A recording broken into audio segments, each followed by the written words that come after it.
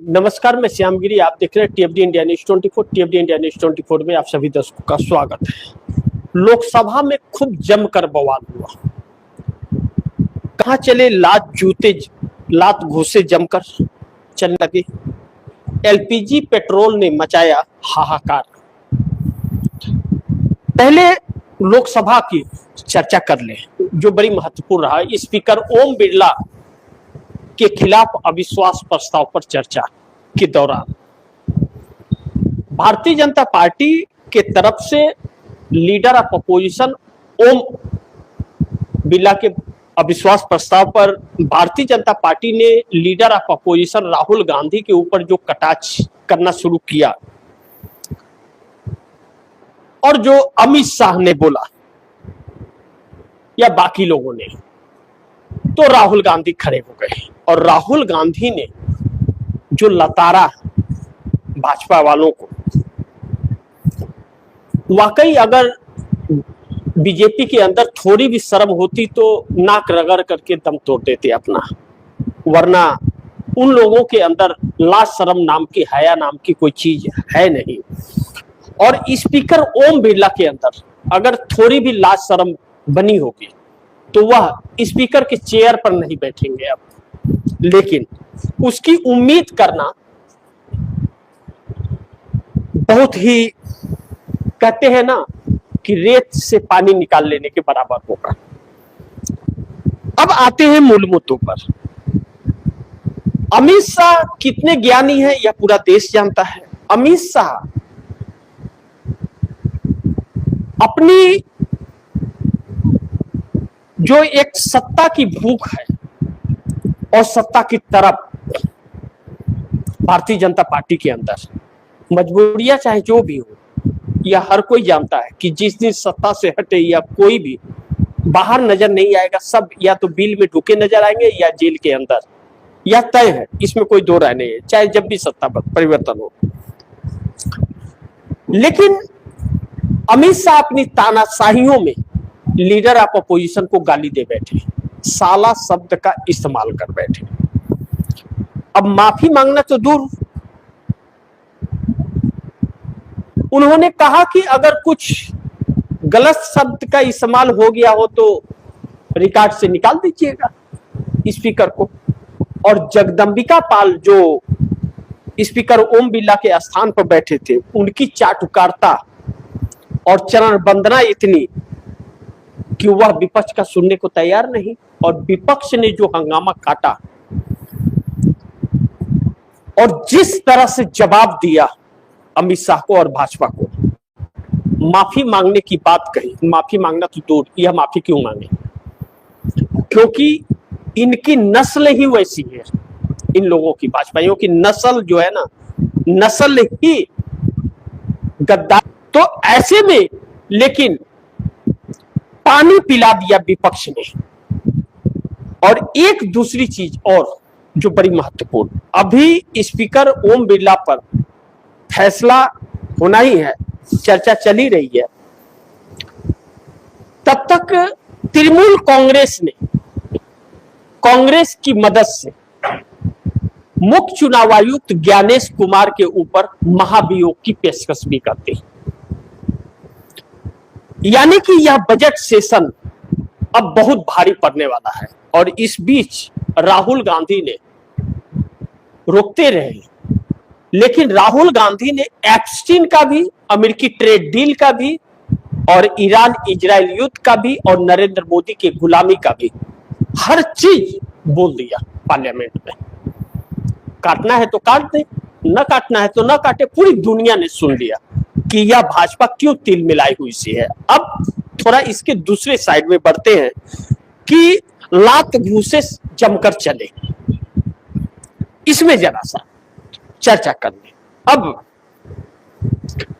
LPG petrol के वजह से जो हाहाकार मचा था, कई जगहों पर जम करके एक दूसरे में लात घूसे चले और पीटे गए लोग। पुलिस ने भी लाठियां भी बरसाई और पुलिस ने उठा करके थाने में भी ले गई। यह आम जनता की लाचारी है कि लाइन में लगना पड़ रहा है। 2014 के बाद जब से यह सरकार आई, कभी नोटबंदी पर, तो कभी जन्म प्रमाण पत्र पर, तो कभी पेपर लीक पर, तो कभी कोरोना के वक्त ऑक्सीजन पर, और अब वोटर कार्ड पर, और अब एलपीजी पर, और कल पेट्रोल पंप पर। यह सारी चीजें सरकार को कोई सरोकार नहीं है इससे। और दूसरी चीज कि ईरान इजराइल का युद्ध, आप दर्शक यह मत सोचिएगा कि अभी थमने वाला है, थमने वाला नहीं है, बल्कि काल बन करके भारत पर टूटने वाला है आने वाले वक्त में। अभी तो यह ट्रेलर भी नहीं है, अभी तो एक तस्वीर हल्की सी आई है, अभी ट्रेलर बाकी है, पिक्चर बाकी है। सोचिए, तस्वीर इतनी भयावह है तो ट्रेलर और पिक्चर कितना भयावह होगा, इसे सोचिए। और दूसरी तरफ प्रधानमंत्री नरेंद्र मोदी केरल में बड़ी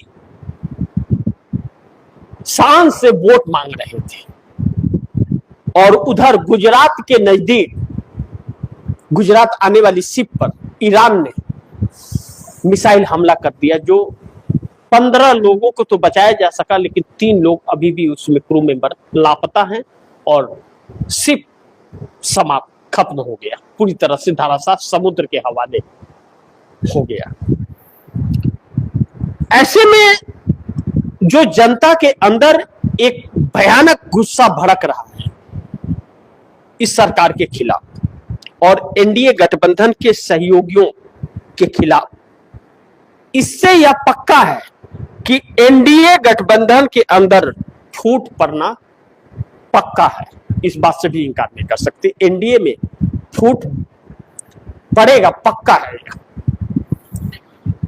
अब अगर एनडीए गठबंधन में फूट पड़ेगा और यह जो हालात है अगर नेताओं को घेरना शुरू कर देते हैं, तो जो अब शुरू होता हुआ नजर आ रहा है, तो फिर मोदी की उल्टी गिनती शुरू है। और मोदी की उल्टी गिनती अगर शुरू होती है तो सरकार का गुरूर भी टूटेगा। इस समय भारतीय जनता पार्टी को जो गुरूर है सरकार में बैठे हुए उन लोगों को, चाहे वह जेडीयू नीतीश कुमार के ललन सिंह कैबिनेट मंत्री हों, चाहे भारतीय जनता पार्टी के हों, उनके अंदर जो गुरूर है इस सरकार के अंदर, वह गुरूर यह कहता है कि उन्हें लगता है कि यह सत्ता कभी जाने वाली नहीं है। लेकिन जिस तरह से यह जनता सड़क पर आई है, नोटबंदी के वक्त अलग बात थी, जीएसटी के वक्त अलग बात थी, कोरोना काल के वक्त अलग बात थी, क्योंकि वह महामारी के तौर पर आया था। लेकिन इस बार गैस सिलेंडर और वोटर कार्ड का इस सरकार ने यह हालात पैदा किए हैं, इस सरकार ने अपने फायदे के लिए यह हालात पैदा किए हैं। यह जो गुस्सा लोगों को भड़क रहा है, यह गुस्सा अगर गुस्से में तब्दील हो गया तो सरकार का गुरूर टूटने की बात तो छोड़ ही दीजिए, सरकार को भागने के लिए बिल में ढुकने का जगह भी नहीं मिलेगा, पहली चीज। और दूसरा जो पहलू बड़ी महत्वपूर्ण है, अमेरिका पतली गली ढूंढ रहा है, अब इजराइल भी पतली गली निकलने को ढूंढ रहा है, लेकिन ईरान चहेट रहा है। समुद्र के अंदर मिसाइल, उसने पूरे बारूद का भरमार लगा दिया है और मिसाइलों से चहेट रहा है, दौड़ा रहा है अमेरिका को और इजराइल को। नेतन्याहू काफी दिनों से इजराइल के प्रधानमंत्री, तस्वीर उनकी नहीं आई है, वह मार दिए गए हैं या बचे हैं तो वह आसमान में ज्यादा उड़ रहे हैं, धरती पर बहुत कम रह रहे हैं, क्योंकि ईरान का दावा है कि उनके नजदीक तक पहुंच गया है। और आज दुबई में बैंकों को निशाना बनाना और एयरपोर्ट को निशाना बनाया जो ईरान ने, उससे एक अफरा तफरी का भी माहौल हो गया है। और यह सब कुछ मिडिल ईस्ट में हो रहा है, भारत में नहीं। और अमेरिका अब जो प्लान कर रहा है वह भारत के जमीन का इस्तेमाल करने का प्लान कर रहा है, और बार बार कह रहा है कि भारत गुड एक्टर, हम जो बोलते हैं वह करता है, तुरंत करता है वह। तो नरेंद्र मोदी एक एक्टर बन गए।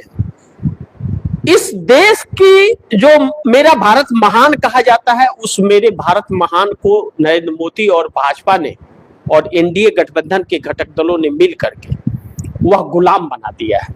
यही बात विपक्ष पार्लियामेंट में कर रहा है तो संसद में, लोकसभा के अंदर बवाल मच रहा है। अब ऐसे में दो तीन चीजें जो बड़ी महत्वपूर्ण है, जब तक आम जनता के ऊपर बात पड़ती नहीं है तब तक जनता भी सूद लेती नहीं है। देखिए, बेरोजगारी हुआ, वोटर कार्ड से करोड़ों लोगों के नाम कट गए, लेकिन सब अपने घर में बैठे रहे, सब घर में बैठे रहे। लेकिन जैसे पेट पर बात आई, रोजगार गया तो भी बैठे रहे, कुछ और जुगाड़ कोशिश करते रहे, लेकिन अब पेट पर आया कि जिससे हम खाना बनाते हैं वही नहीं मिलेगा, और जिससे हम चलते हैं वही नहीं मिलेगा, और जो हम खाते हैं वही मार्केट में नहीं मिलेगा, तो सब सड़क पर आ गए, लाइन में लग गए। जल्दी भरवा लो एलपीजी, गाड़ी में टैंक फुल करा लो, बाइक में फुल करा लो, फटफटैया में फुल करा लो, सब में फुल करा लो, थोड़ा बचे तो गैलन में भी रख लो। ऐसे हालात में जो नहीं मिल रहा है और वह ब्लैकमेलिंग हो रही है, तो फिर लोगों का गुस्सा फूटने लगा है, और वह गुस्सा फूट रहा है। इस बात का डर और खौफ तो सरकार के अंदर है, जो संसद लोकसभा के अंदर आज दिखा। लेकिन तभी भी सरकार जिस तरह से बेतुकी बातें कर रही है और घमंड में चूर है, उस गुरूर को सरकार के तो जनता ही तोड़ सकती है। लेकिन एक संवैधानिक तरीके से, एक लोकतांत्रिक तरीके से बेईमानी करके जो यह सरकार सत्ता में आ रही है, और जो विश्व रिकॉर्ड में इस सरकार का लोकतंत्र खत्म करने का इतिहास बन रहा है, और भारत को हर कैटेगरी में निचले पायदान पर आना पड़ रहा है, उससे इस सरकार को मतलब नहीं है।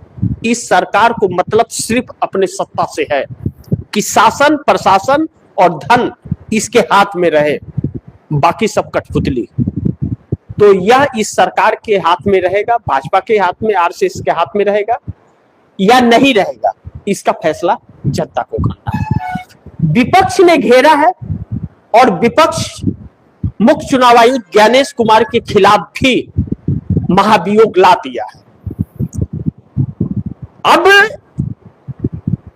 इस हाहाकार का जो एलपीजी पेट्रोल को लेकर के है, इसका गुस्से की आग एनडीए गठबंधन के घटक दलों तक पहुंच रही है, और उसमें नीतीश कुमार को एक बार निकाल दीजिएगा, चंद्रबाबू नायडू के आंध्रा में बहुत भारी मात्रा में पड़ रही है, जिससे चंद्रबाबू नायडू का मन डोल रहा है, और जब मन डोल रहा है तो एनडीए में फूट पक्का पड़ेगा, इस बात से इनकार नहीं किया जा सकता।